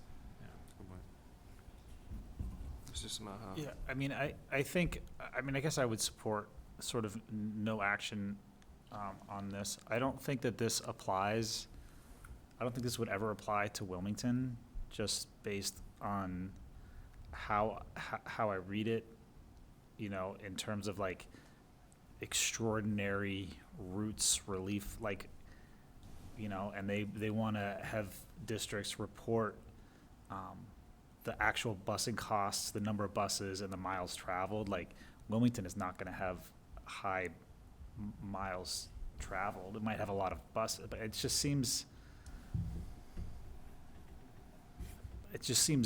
like it probably wouldn't apply to us. And so I don't know if it's appropriate for us to take any action on something that's, and it's just, and there's a lot going on here too, so I don't know if I fully understand all parts of it. So I think no action on something that we don't fully understand and probably doesn't apply to us would make sense. Do you want to make that as a motion? I move to take no action on Resolution 8. Okay. Is there a second to that motion? Dr. Bryson, is there any further discussion? Just the one point I would make is I do align with what Dr. Mercaldi was saying, in that at a macro level for the Commonwealth, the more people we can get onto school buses, the less traffic, the less pollution, the less congestion, the less people's time in cars. And when people from here commute to other towns, through other towns, I could see a general benefit. I certainly understand that it's kind of a word salad, as they say these days. A lot of words saying a lot of different things, going in a lot of directions. But as a concept, I like the concept of, you know, providing funding where it's appropriate for some of these sorts of situations. So I think I would supporting it as opposed to no action personally. I think I'm inclined to agree with Mr. Samaha. I think, Mr. Turner, you're right. The intent maybe is there, but the execution of the resolution is maybe lacking something. This feels like something that we'll probably see next year, perhaps worded a bit better, and so I am inclined to support the current motion, but, any other discussion? Okay. With that, we have a motion on the table to take no action on Resolution 8. All those in favor? That's 3. Opposed? So I think we took. I don't think we've ever had a tie. Where's David when you need him? I know. Do we have like it's like the Senate. Paul, are you the tiebreaker? So I think we We can talk about it more next week. Yeah, I think we bring that one back next week. yeah, well, do we need a motion to table it, I don't really. or should we just do it? I could have just switched I'm not I'm not so like, oh my gosh, it has to go this way, but whatever, let's table it and then bring it back next week. Okay, we will table Resolution 8 and bring it back next week. Everyone was so convincing, I was like, oh yeah, that's right. Okay, that brings us to the end of this year's resolutions. There's like 13 continuing, or expiring, excuse me, resolutions. I may have counted wrong, I'm not gonna lie. So essentially, these are expiring. If the committee wants to take up the charge on one of these, we can elect to do so. We can do this one of 2 ways. We can go through them tonight, or we have time built in to the agenda for the next meeting to go through anything that we carry over, like Resolution 8, and we can do the expiring resolutions at the next meeting. Mr. Smith. I have another clarifying question. As many as you need. About this. So, like, when I look at this, like, if you look at the banning polystyrene, passed by voice vote in 2019. So these are resolutions that passed, that they keep bringing back They need to more continually pass them? But like, if it passed, I don't understand. I don't understand. As I understand it, again, the MASC goes and talks to the legislator about a fixed list of items. Yeah. Every year, every time they are in the room with them. And they've got new ones that we continually add. They've got these old ones that they've talked about, and nothing particularly has happened at the state level on them. And so should they continue to talk to the state legislature about them, a lot of them aspirationally are very good. But the only concern I have is, if they've got X number of minutes or hours to talk to the state legislature, how much do we want them to focus on what's currently at the top of the agenda? I would be happy with them to continue to talk about all these sorts of things, but I'm not sure how effective you become if you talk about 32 things when you're trying to get any one of them done. So that's where I come on this one. To Dr. Bryson's previous point, I could certainly support, and I could also say we shouldn't. So I'm not super hung up either direction on this whole list. Well, here's the thing, hold on, I don't wanna get too far off base. It's, the conversation that we need to have about these resolutions is not whether or not we support them. It's about whether or not we wanna direct our delegate to bring these back at the convention to support them, right? These are not on the agenda for vote at this conference. They need somebody to say, we'll take up the charge. So the conversation for our committee needs to be, do we feel strongly enough about any of these to want to be the sponsoring committee? And so perhaps that needs to be a conversation that we carry into the next meeting. Dr. Bryson? But wouldn't it be so if we were to do that, we wouldn't be able to get it into this year's, it would be for the following? Yeah, so it would be for the delegate assembly next year. So is this urgent? Do they need to know in November? I didn't see a deadline in here, so I can't answer that, to be honest with you. Go ahead. Again, so if we don't, if we feel, if no school committee in the state feels strongly about these resolutions, this whole list, they all go away. That's my understanding. Unless someone brings them back at So if nobody wants them, nobody wants to take up the charge of any of these, They're all gonna disappear unless somebody brings it back, and it'll probably be brought back in a different way. I can't say with any certainty, but I think so. To support the actual expiring resolution for it to be like reenacted. In reading from the MASC website, titled "Resolutions Set to Expire in November," the list, the 17 resolutions are set to expire in 2024, and then that I copied from the rest of the website. So that is all the information on the main page about these expiring resolutions. I was also surprised that it was 2025. So I would suggest that we take these up at the next meeting, and between now and then can get some actual answers to these questions, like what happens if nobody champions these? Do they die? Right? When do we need to make, to Dr. Bryson's point, how urgent are these things? So my suggestion to the committee would be that we take these up at the next meeting and give ourselves some time to find the answers to those questions. Certainly, if the committee feels strongly that we go through them tonight, I won't stand in your way. So I think that's a great idea.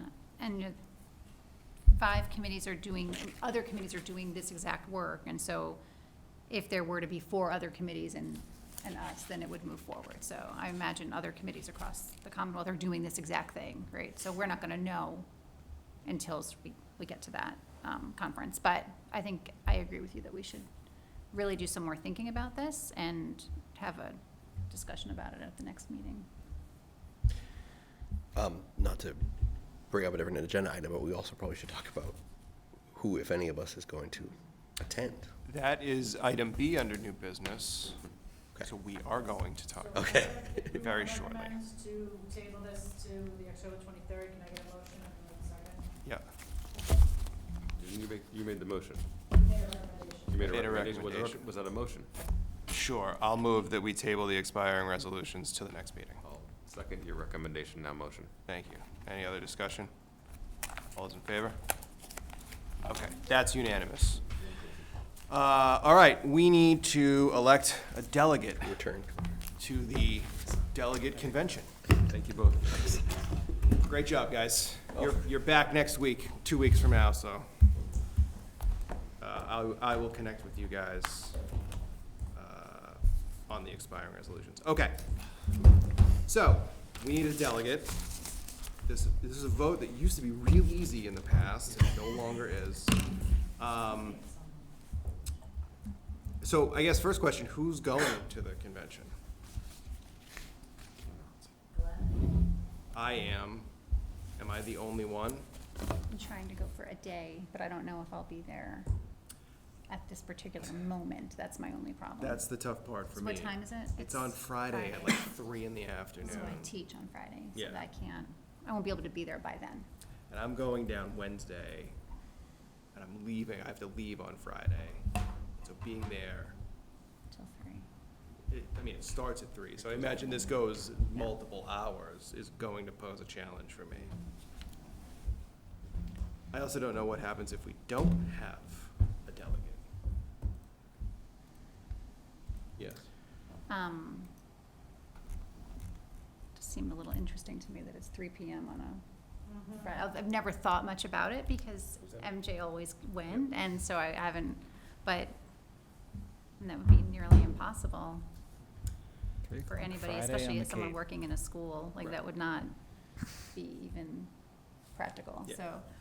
So I'm gonna suggest, much like with the expiring resolutions, that we table this and make our decision at the next meeting for 2 reasons. One, to find out what happens if we don't send anybody, and 2, Mr. Ragsdale may be going and may be willing to serve as our delegate, so.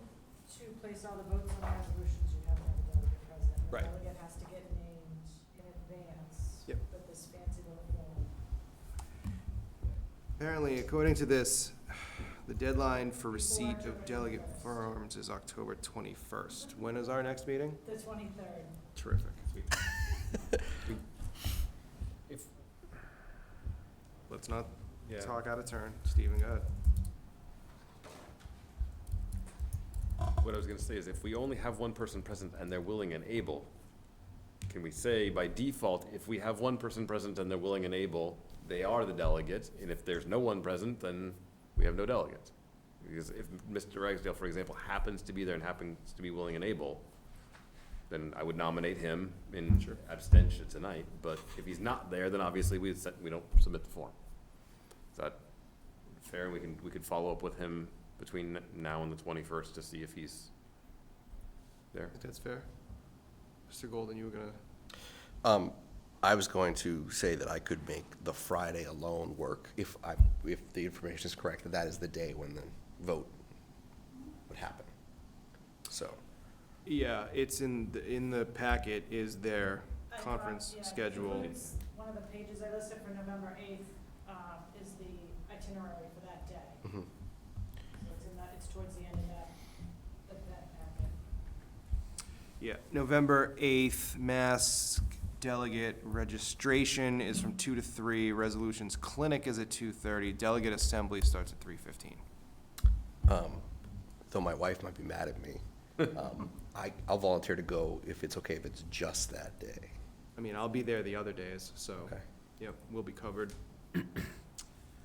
Okay, I will nominate Mr. Golden as our delegate to the 2024 MASC conference. Seconded by Mr. Turner. Thank you. Any other discussion? Good luck. I'm gonna go Thank you. antiquing in Hyannis on the way down. Antiquing on the Cape. All those in favor? Thank you. That's unanimous. Thank you very much. Thank you. Okay, that concludes new business. Subcommittee reports. Hearing none. Correspondence. None this evening. Future school committee dates and other notable items. Our next regular school committee meeting is at 7 PM in this room on October 23rd. Also on October 23rd, the district-wide flu clinic taking place from 3:30 to 6:30 PM in the middle school cafeteria. November 11th, the high school marching band Veterans Day ceremony at 11 AM on the town common. I imagine that's the Veterans Day ceremony, but the band is taking part. On the 12th of November, the Wildwood School Building Committee's next meeting is at 6:30 PM here in this room.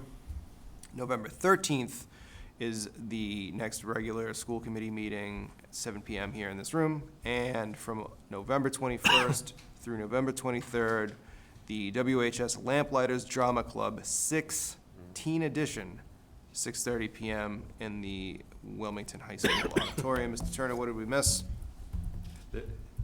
There is actually one additional performance, I believe, in the daytime performance on the Saturday of that weekend for the Lamplighters. No, their dates and their hours shifted because of athletics. So this evening performances is what printed over you. Okay, very good, thank you. I had old information. It just shifted Yeah. very recently, I believe. On a town-wide basis, there's a meeting on the 21st of October, Finance Committee and Planning Committee, to talk about the MBTA Communities Act. And so, just as a general information, because that does impact town very broadly, that's an important sort of event coming up for those who are able. Very good. Thank you. All right, hearing nothing else, I would entertain a motion to adjourn. Mr. Golden, second. Dr. McCaldi. All those in favor? Unanimous. Thank you and good evening.